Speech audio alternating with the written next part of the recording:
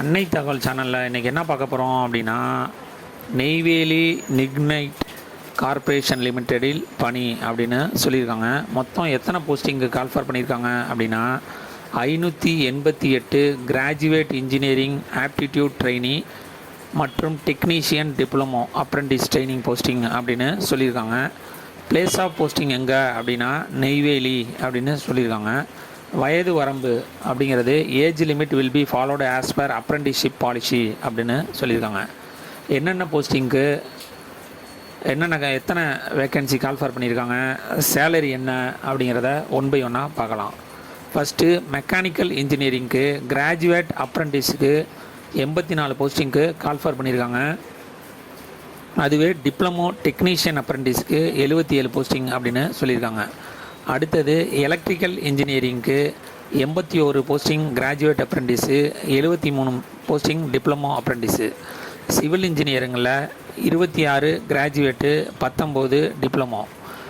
Instrumentation இன்ஜினியரிங்கில் 12 graduate, 7 diploma.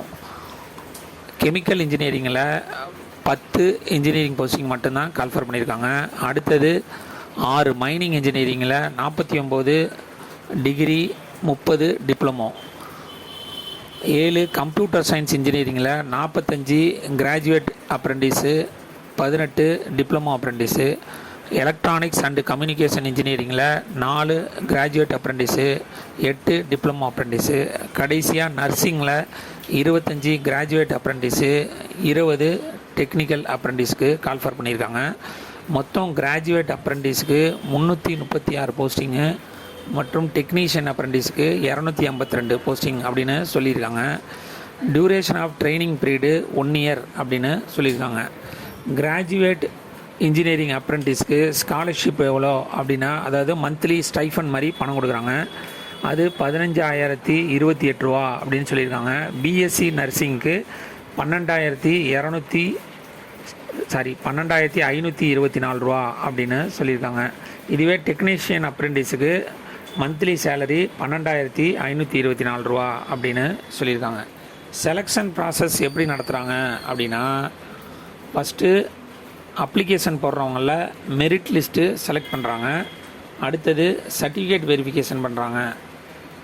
இதுக்கு எப்படி அப்ளை பண்ணணும் அப்படின்னா www.nic.india.in அப்படிங்கிற பேஜுக்கு போயிட்டு அதில் கேரியர்ஸ் அப்படின்னு ஒரு காலம் இருக்கும். அதில் நீங்கள் ட்ரெயினி அண்டு அப்ரெண்டிஸ் அப்படிங்கிற காலத்தில் போய் நீங்கள் படித்த டீட்டெயில் எல்லாமே கொடுத்தீங்க அப்படின்னா ஒரு அப்ளிகேஷன் ஃபார்ம் மாதிரி ஒன்று வரும், ஜென்ரேட் ஆகும்.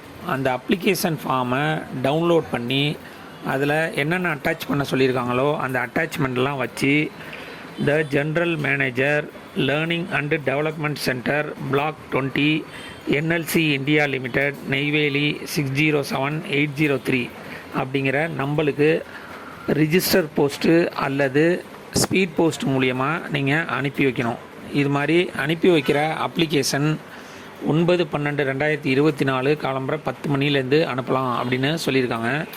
லாஸ்ட் டேட் ஆஃப் சப்மிஷன் 3/1/2025 மாலை 5 மணியோட முடியுது அப்படின்னு சொல்லியிருக்காங்க. அதே மாதிரி ஹார்ட் காப்பி ஆஃப் அப்ளிகேஷன் 3/1/2025 மாலை 5 மணியோட வாங்கிக்குவோம் அப்படின்னு சொல்லியிருக்காங்க.